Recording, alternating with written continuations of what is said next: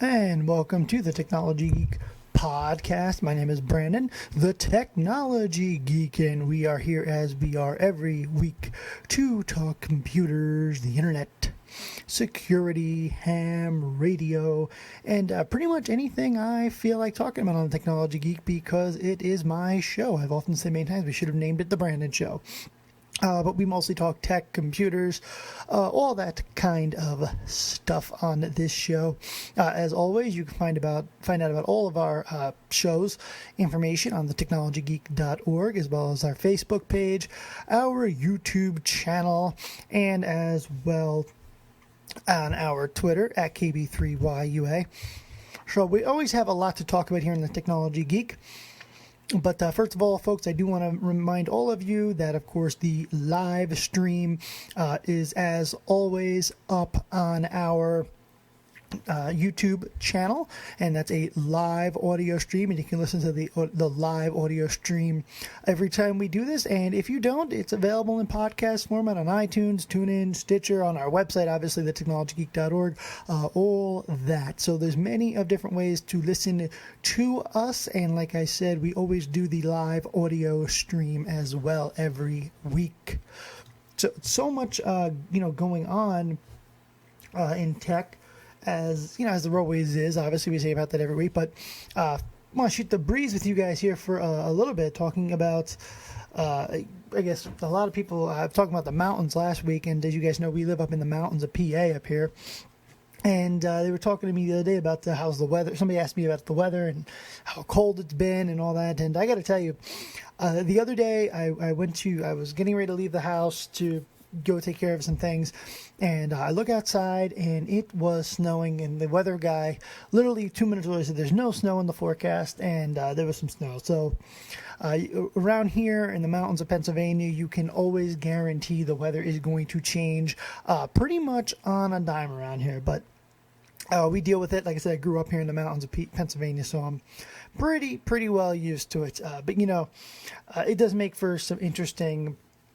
it does make for interesting travel at times, let's put it that way.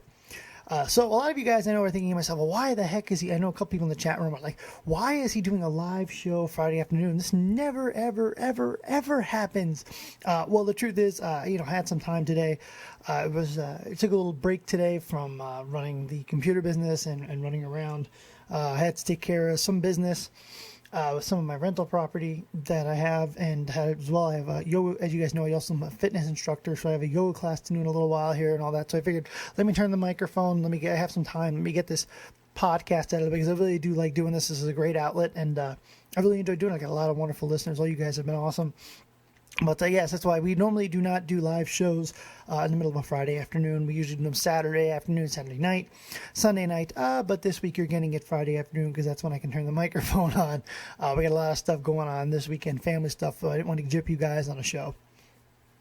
So speaking of podcasting and live audio, Art Bell, a lot of updates on his website, a lot of updates on his Facebook page. A lot of you guys remember him. He came back to the airwaves maybe 2 years in July, actually. He came back to the airwaves for a little while on Sirius XM. Obviously, they had some differences of opinion, and now he's not there anymore. But what is kind of interesting about that is that he is actually coming back to the airwaves, and I guess he's had some holdups. Now, Art Bell is, he's been in the radio business probably longer than most of us have even been alive. He's been on the air. I believe he was on the air for, I don't even remember, I don't even have a date for you, but I know he's been on the air since the 70s, and I think earlier than that, because he was, I think during Vietnam, I think he had his own radio show. So he's been on the air a long time. Well, he's trying to come back to the airwaves now. And apparently he wants to do it. He wants to do, a live stream like we do, and as well as a podcast format. Well, he's going to charge you for the podcast, because that's, he's got to make some money somehow. But the live stream is going to be free, which is the exact same thing Coast to Coast AM does.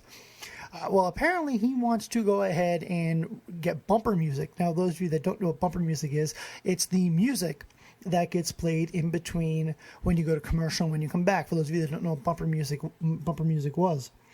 Well, apparently he found out that there's going to be a huge royalty rights issue with the music. Now, for those of you who don't know, when you play music on any type of podcast or radio show, you have to pay royalty rights to that artist. That's the way the music industry works, which is perfectly fine. But the problem with that being is obviously the more listeners you have, the more you pay them royalties. Now, when you work for a radio station or anything like that, they're part of this group that pays royalties, and you sign on and you pay money towards that group, and that group pays the royalty rights. In Art Bell's case, however, he's an independent podcaster, so he would have to pay all the royalty rights, and he said, well, we're not doing that. He originally thought about canceling doing the podcast, but I guess because so many people like myself, huge fans of his over the years, he's actually looking at possibly now joining, I guess, some kind of podcast group. I'm not sure if it's Podcast One or if it's Corolla's group or whoever. He hasn't said any names. I'm just spewing a few off the top of my head, but he had said he's going to go ahead and join a group, a podcast group, and apparently he's going to actually have a 3-hour, I think 3 or 4 hours a night. He's going to do 4 nights a week. So it's going to be like a radio show, long form talk radio. Which, if you knew Art Bell, he always loved long talk radio. But it's going to be like a 3 or 4 hours. It's going to have bumper music and all that kind of stuff. So he's working on that right now, and that's you can find out more information about it at artbell.com. But that was in the news this week, and he's really been struggling with this, and a lot of people say, well, don't do bumper music. Well, if you knew Art Bell, you would know that his bumper music and all that is a big part of his show and who he is.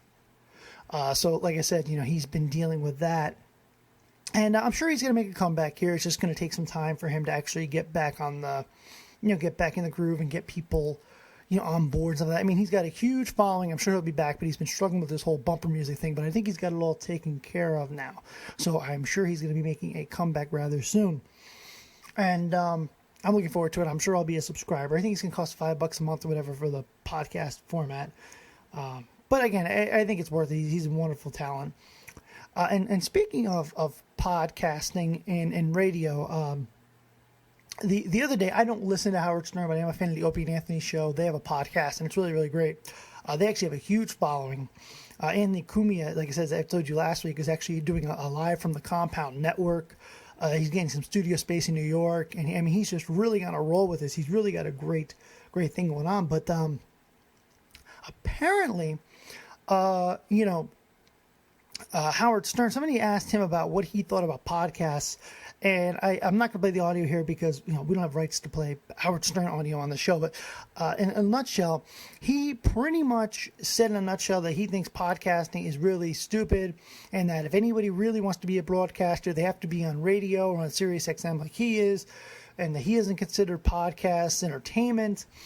He doesn't consider, he thinks that it's a waste of time, that nobody listens and all types of stuff. And I can tell you, folks, I run our numbers. I look at our numbers probably every week, and I mean, it's not a waste of time. A lot of you guys listen, but he said what you need to do if you want to be big in broadcast like he is, you have to start at a small radio company and work your way up. I don't believe that's true anymore. I think Howard's entitled to his opinion. I mean, we all know that obviously he has a reputation for, the way he handles himself. But I thought it was a little rude. Thought it was a little bit not us for most part. Like I said, this really isn't this isn't a form of income. It's just fun.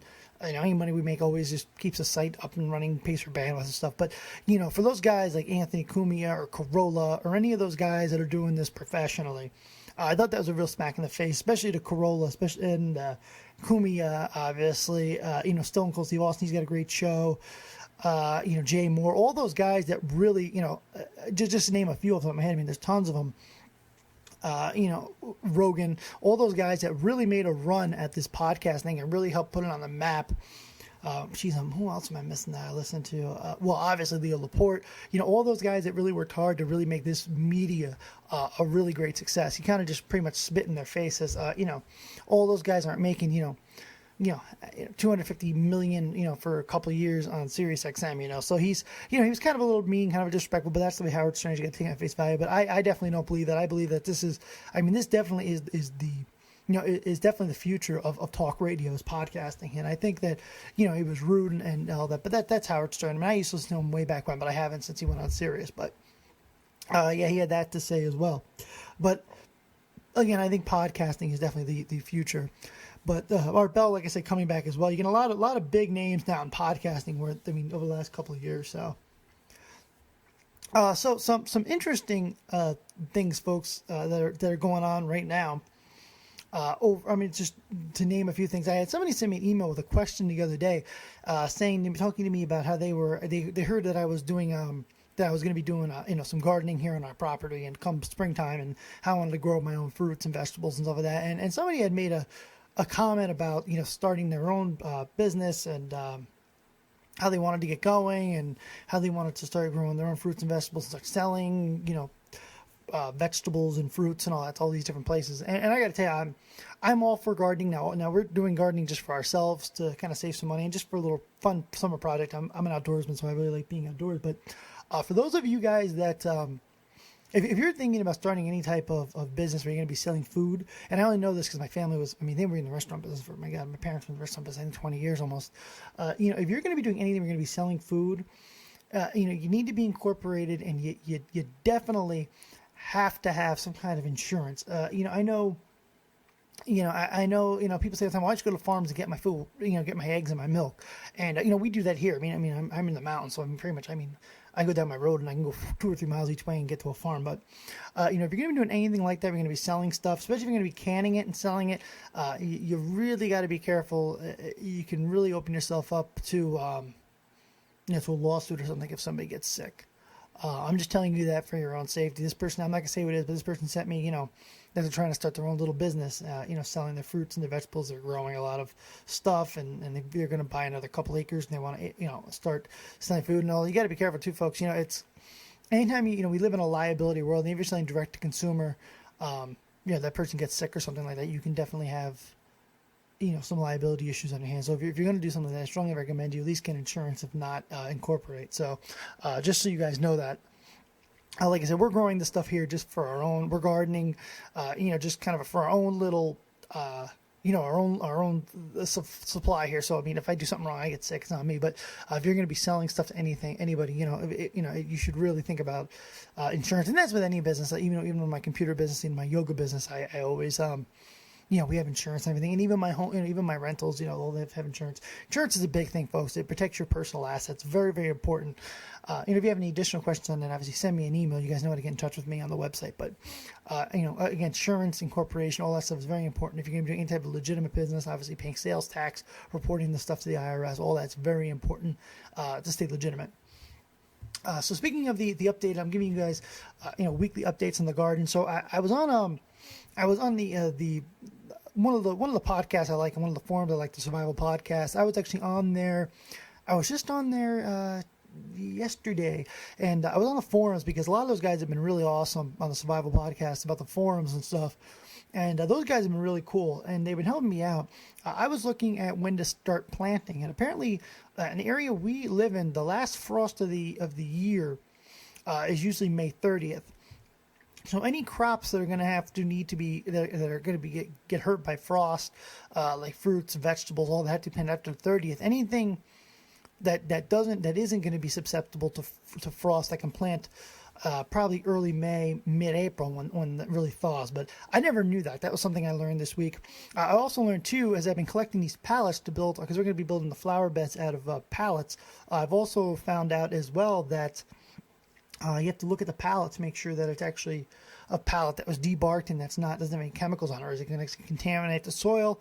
I found that out this week. That was news to me, so passing that along to you guys in case you guys are doing any kind of gardening over the summer when the weather breaks here, hopefully shortly. And as well, folks, too, one of the other things too I'm thinking about, now we have a well here on our property. We actually have 2 wells. One of the things I'm going to do, I actually did get some huge 50-gallon drums as well. And what I'm going to do is I'm going to collect some of the rainwater and use that to try to save work on our well. Now, obviously, we have a drought or something, and I probably have to dip into the well, which is perfectly fine. But I'm going to try to actually go ahead and collect some rainwater here to try to actually offset the use of our well. So that's something else that I've been working on here as well with this whole kind of project that we're running here. doing our little garden here, and we're going to probably do maybe 3 or 4 8-foot beds, and it'll be a really fun project. I'm going to get some stuff up on YouTube and all that once the weather breaks about the process and all types of stuff. I'm keeping you guys informed on the podcast. So something else that I wanted to tell you guys about, kind of an interesting thing. I've been working on, been really crazy, working on moving a customer over from their current environment over to Office 365. So that was kind of a project I've been working on. Geez, probably maybe the last week or two. Maybe I've been working on this, and it was kind of neat. Microsoft has something called Azure, which allows you to sync your local Active Directory with Office 365. Now they're moving their email up there. They're moving their Office up there. They're moving their SharePoint up there, moving everything up there. And one of the things I've been doing was I was helping them move over help them set up their Active Directory sync. What was kind of interesting was apparently Microsoft actually had an Azure outage the other day where people that actually use Office 365 Azure authentication to sync between their local Active Directory and their cloud-based system for Office 365 was actually down. I was messing with this for like an hour or two trying to figure out what was going on. So I said, well, let me call support, because support comes free with Office 365. And call them like, oh yeah, we're having an outage. So that was kind of neat. It's been a pretty interesting project. I really like Office 365. I like it better than Google Docs. I think Google Docs is better I think Google Docs is better in education, but I do believe that Office 365 is better for business. And this particular company is a business, and they're a fairly large company. They have quite a few employees. But one of the things I'm working at is moving their whole system up to Office 365, their SharePoint, their email, their website even is going to all be up there. And moving them over has been quite a lot of fun. But they wanted to sync their Active Directory, and they were kind of struggling with that. So after a little work and a little time spent, I finally figured out what the issue was. But yeah, that was kind of an interesting project that I've been doing. This isn't the first one I've done. This is probably maybe the third or fourth customer I've gotten on Office 365. It really is worth the money. For like $12 a month or whatever. You get all the stuff you need, and I think that's the future. Everything's going to go subscription based eventually. You can't be the price $12 a month to get email, calendar, Exchange, SharePoint, all the full Office package, Link. You just can't beat that for that price. So I'm getting them off Office Communicator, moving them to Link, moving their SharePoint environment up there, moving their email, their Exchange, everything is going up there. Their Office, they're getting rid of the Office they're using now. It's all going up in the cloud up there. But I've been working on that, and Office 365 is really neat. Really cool, a lot of fun to work with. And I found out too that, and I didn't know this, but apparently, because most educational facilities have gone with Google Docs, but apparently Microsoft now is giving Office 365 free for education. So if anybody out there is in education, works for education, your IT department can actually get Office 365 for free. I did not know that. So that's something I've been working on. But I guess the news here for Friday, I'm not saying it's the news, but well, first of all, let me go through. First of all, let's talk about my. I've been watching, doing a lot of video streaming on top of reading some books that I've been working on. But I just finished all 10 episodes of Bosch on Amazon Prime, so that was definitely. What a wonderful cop show. All the Bosch books are great, by the way. Michael Connelly just does a phenomenal job with it. But I watched all 10 episodes. It really is really good. I actually hit him up on Twitter. He's a Twitter friend, and I asked him if he had at all, season 2, and they had said they're waiting to hear. So hopefully we are hoping for a season 2 of Bosch. So let's all flood Amazon with requests for another season of Bosch, because I really liked it. I liked old Michael Connelly's work. Wonderful author, fabulous guy. But he did an AMA on Reddit as well talking about Bosch. But yeah, so far I think they've had 100,000 people watch Bosch so far, or watch the entire season. So it actually is a really good show.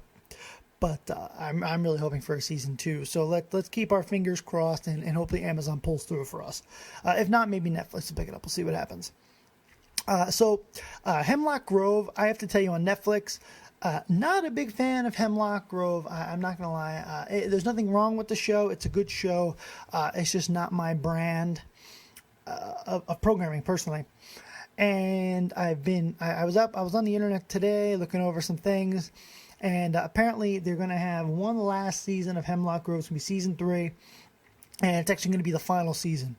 So for those of you that are fairly large fans of Hemlock Grove, Netflix, I am very sorry, the last season is coming up. But for me, I guess now that I'm done with Bosch, I guess now I can, as of this morning, the 3rd season House of Cards is up now. For those of you that are new to the podcast, you would not have known that I am a huge House of Cards fan, and those of you that are listeners always hear me raving about it. Well, the 3rd season is up. All 13 episodes are up, and I'm not going to say any spoilers because I haven't watched a single episode yet, but I am sure I will be binge watching House of Cards over the weekend, or trying to binge watch all of them. We do have a lot of family stuff this weekend, but hopefully I'll sneak some in. Really wonderful show. Love it. And I am actually very much looking forward to it. So that is House of Cards, and that is up there right now on Netflix, and it really is a great show. Netflix and Amazon originals have been really awesome. So another thing too that I've been talking to some of my friends about, one of the things that my wife and I did, we upped our internet here to a 60 gig connection down, or 60 gig, I wish, 60 meg down, 3 meg up. But one of the things that we did, we actually canceled HBO because my wife and I were getting kind of sick of paying that. Was it $16-17 a month for HBO? And there's only two shows we really watch on it: Silicon Valley and Game of Thrones. So I don't think we're going to be watching that anytime soon. We actually have decided to dump. That's my phone getting a text message. I'm sorry about that.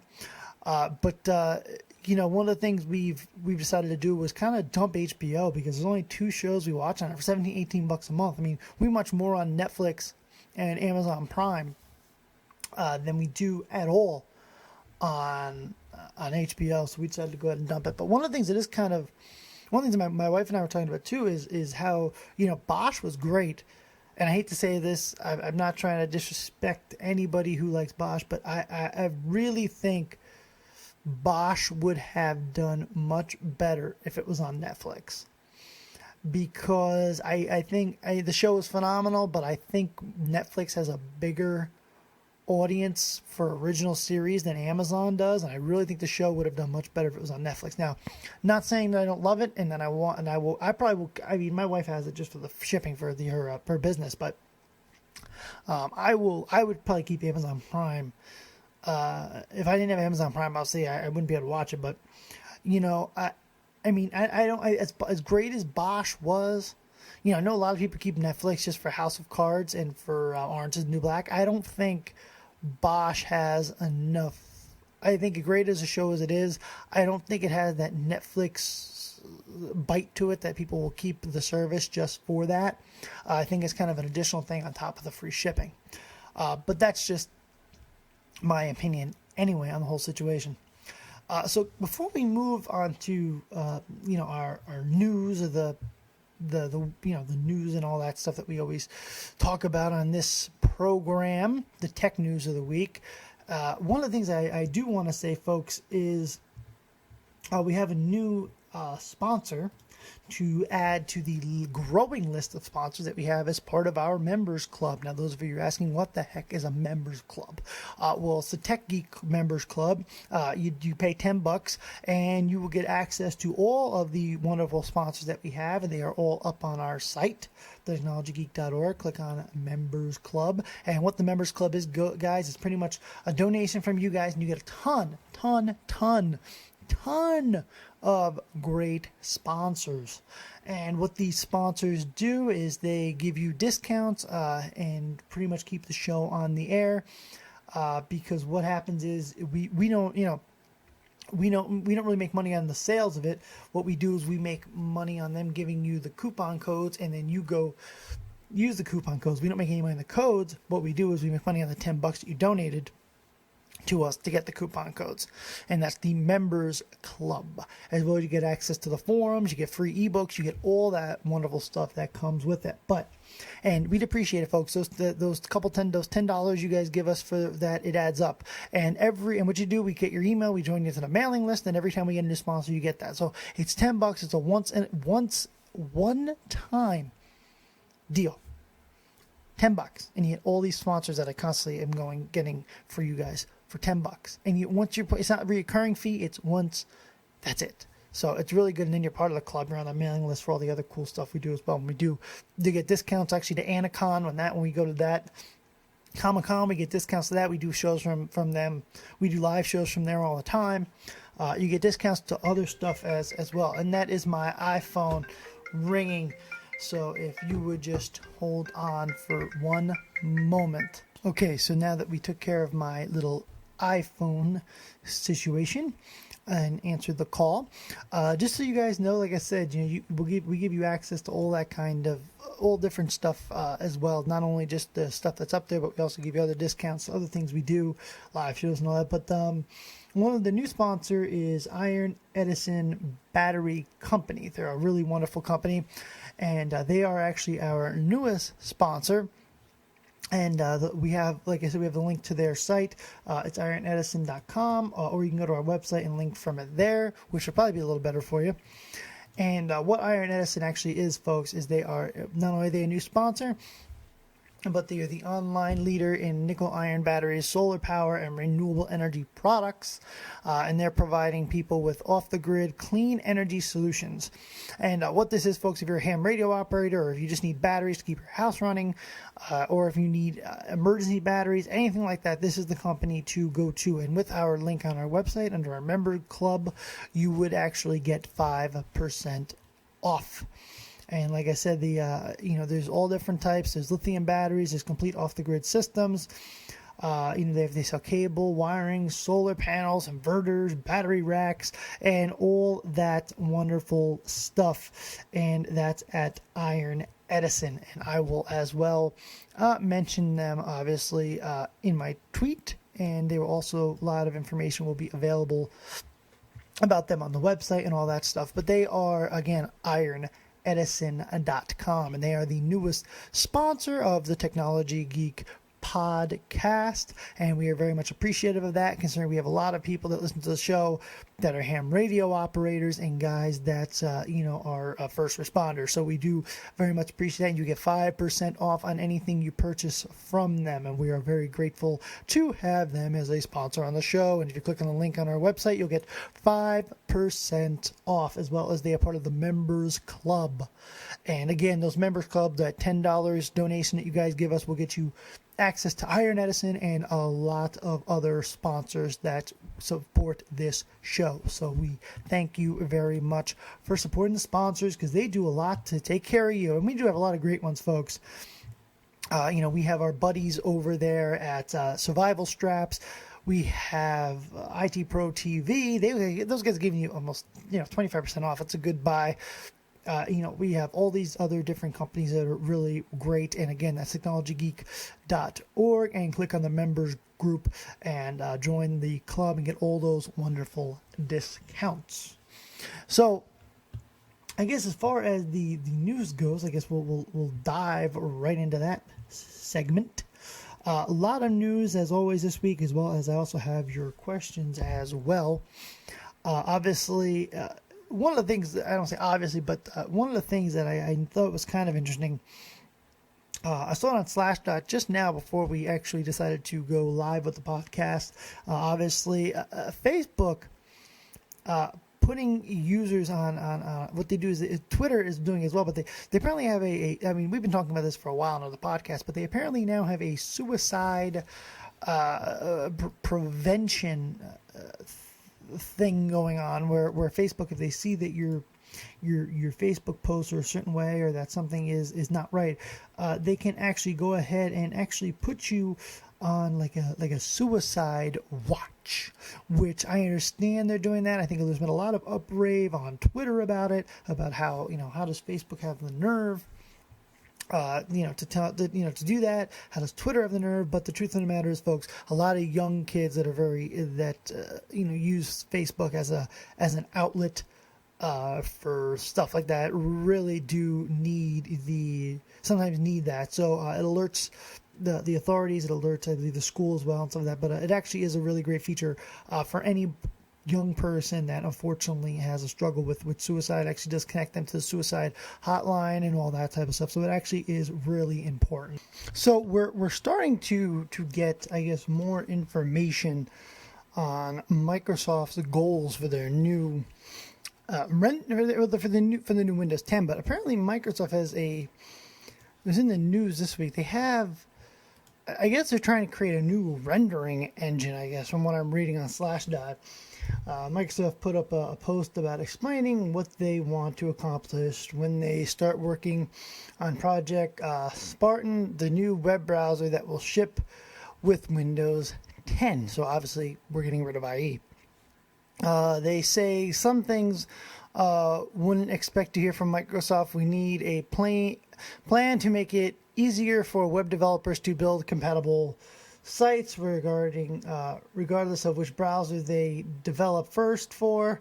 They need a plan to ensure that customers have a good experience regardless of whether they browse. And we also need a good plan for enterprise customers. We need backwards compatibility, and we need to push forward HTML5. So Microsoft making a little bit of a change in the way they do things a little bit. But unfortunately, that no matter what they do at Windows 10, fortunately, well, I didn't say unfortunately because I kind of expected it with Microsoft buying out Nokia and some of the things that they've been doing as far as Windows Mobile. They've been forced to actually close some of their factories, and they're actually going to be closing 2 phone factories in China. I'm sure that won't be affecting China's economy too much because they've got quite an arsenal of jobs and a little bit there. But Microsoft, with this big push on Windows 10 and we're trying to get Windows Mobile changed and all types of stuff, they're going to actually be dealing, with closing some factories. And they have to reconsolidate because the truth of the matter is, Microsoft, they purchased Minecraft, they purchased, Nokia, they purchased so many different things. And eventually, and just like when Disney, even when they purchased all those companies, they had to reconsolidate because, you don't need 6 development teams and 6 different studios. So same thing with Microsoft. They don't need, they're trying to pretty much consolidate things to save some money. So it's normal when companies get bought out. So some interesting news as far as Harrison Ford, news that he's actually going to be returning in the Blade Runner sequel. That was obviously in the news, today on Slashdot. And some other news as well, unfortunately, Leonard Nimoy, Spock from Star Trek, obviously passing away. That was some entertainment news as well. He was 83. That's unfortunate too. I think a lot of people were looking forward to him being in that 3rd Star Trek that was slated to come out. So it's unfortunate, but unfortunately he's 83. Did have a fairly long life. So I'm very sorry to all the Star Trek fans out there who were huge Spock fans, and it's unfortunate that he passed away, and we wish his family and all that the best. But so some other news as well, getting to a little bit different topic. Fortunately, I could say that the southern areas of have been really the southern states to my southern states, Pennsylvania, really hit hard with a lot of the weather. And apparently, from what I've read on the ARRL.org, a lot of the companies, a lot of companies and a lot of other places have really opened up their doors to help people down south, especially since they're not used to dealing with some of these temperatures. But apparently the ARRL, the Aries groups and RACES group have been doing an incredible job of providing communication in these times of need. These big snowstorms, with the ice and all type of stuff, really causes some down lines, some of that, and causes issues with cell phones, stuff like that. And the Aries RACES groups have been doing a phenomenal job down there as far as helping people stay up and running with communication. So good for them. That was on ARRL.org, as well as ARRL seeking members for input to draft the NHF ban plan proposal. They're looking to hopefully, us in this country, we get a lot of amateur bands that most countries do not, but those other countries have access to bands that we don't have here. So what the ARRL is trying to do is trying to take those airwaves and propose to the FCC, allowing amateurs to have access to certain airwaves that we've never had before, and they're looking for people to help with that. So something I think that's actually way overdue. We all remember a long time ago when Google actually bought the blogging platform Blogger, but you can have adult blogs and restricted by age restriction. That was one of the things that Google did with Blogger when they took it over. But there's always been an issue with content on Blogger. Well, apparently Google now is actually going to knock Explicit. They're going to be taking down a lot of blogs from public view that have adult content on them, and I think it's way overdue. It's something that as of March 23rd, Google will be removing those blogs that don't comply with their anti-adult policies that they have in place. This has been Google allowed images and videos that contain nudity and sexual activity, and apparently now they're going to be censoring them by taking them down. I think it's way overdue, and I think they almost have to, because a lot of schools and young kids and all that type of stuff use the Blogger platform for education and for teaching, and I don't think they want to go ahead and risk being caught by any type of lawsuit or anything like that over having adult content up there. So they're actually going to be going ahead and going through they said they're going to be going through all the blogs on March 23rd, and they're going to be taking down several of them that have adult content. And I think it should be, blog. It's not like when you buy a website and you buy hosting, you can do whatever you want with it. Blogger is something that's a very big part of Google's enterprise, and a lot of the stuff they give away to a lot of educational communities and all that type of stuff. So I think it's definitely important for them to do that. But there were some concerns that Google did reply to regarding that, saying, what about nudity and artistic pictures and stuff like that, and educational documentation, scientific content? Google said they're not going to touch that kind of stuff, but anything with obviously pornography or anything like that will be taken down, which I think, like I said, is very important, considering that Google, like I said, Blogger is a very large part of their platform, and a lot of younger kids do use it. So that was news from them on their blog site that they actually have on Blogger. So one of the things too that speaking of Google, while we're on the Google topic, Google actually now going to be converting Flash ads to HTML5. That was on Slashdot as well this week.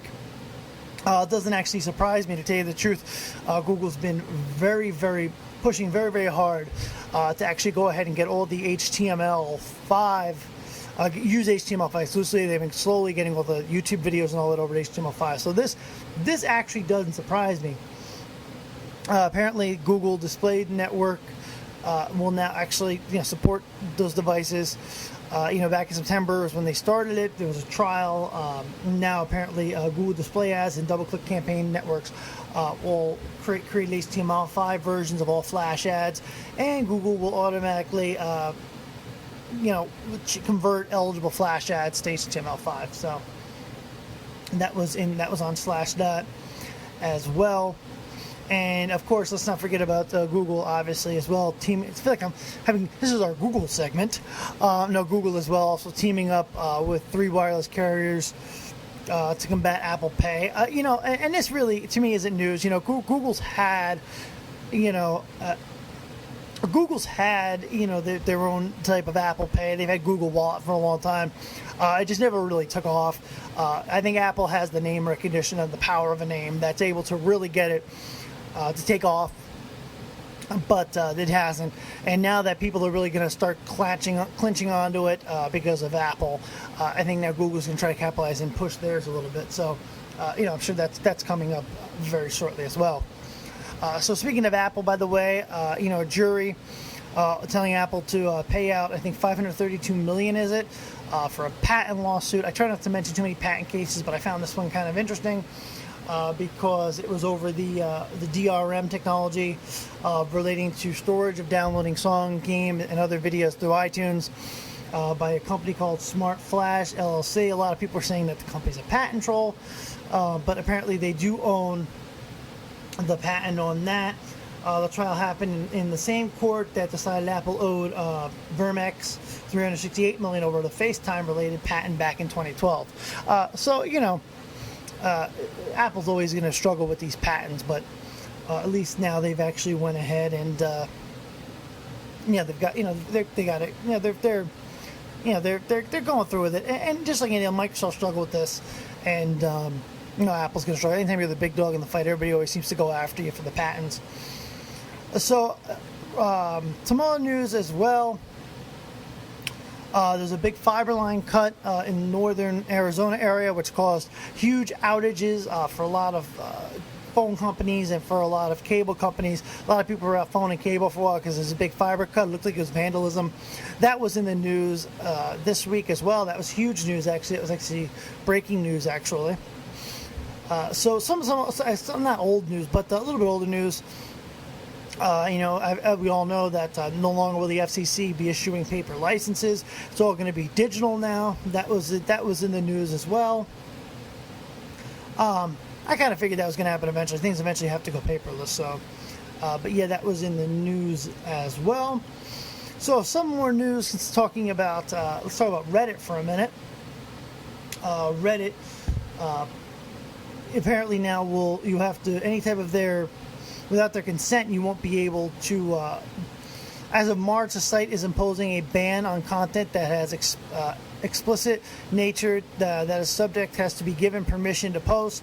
They're trying to clean up the site. Apparently, Reddit's got a new CEO, and they're trying to clean up the site. And this goes along, and they said part of the reason why they're doing this is because Google is cleaning up Blogger. So I guess that they are trying to, they're trying to go ahead and clean it up as well. This also comes in the wake of last year's Fappering, which saw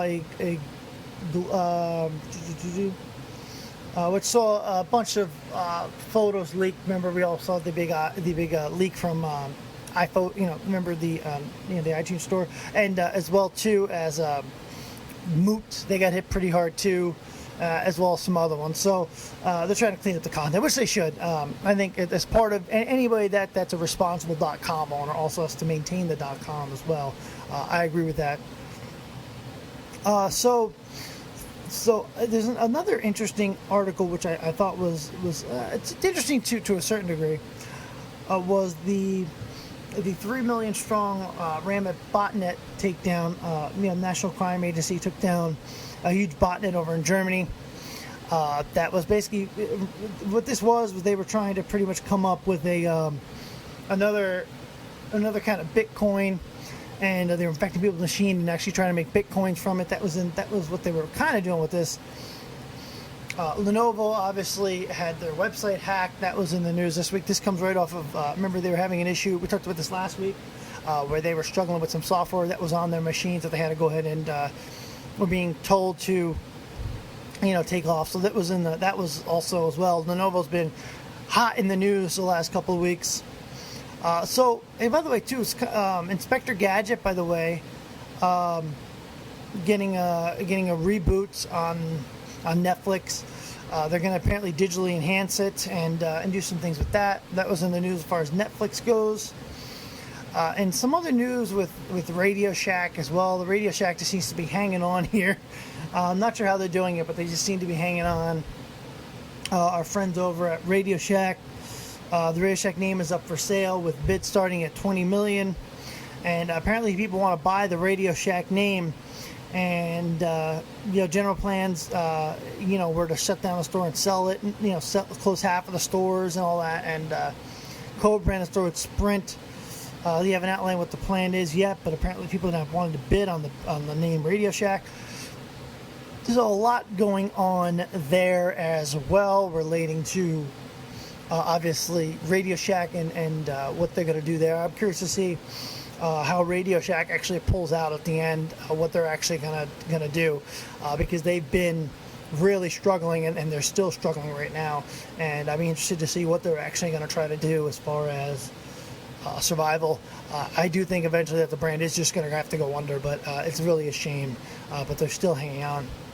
So the next, I guess the last and final segment, obviously, of our show is always your questions, my answers.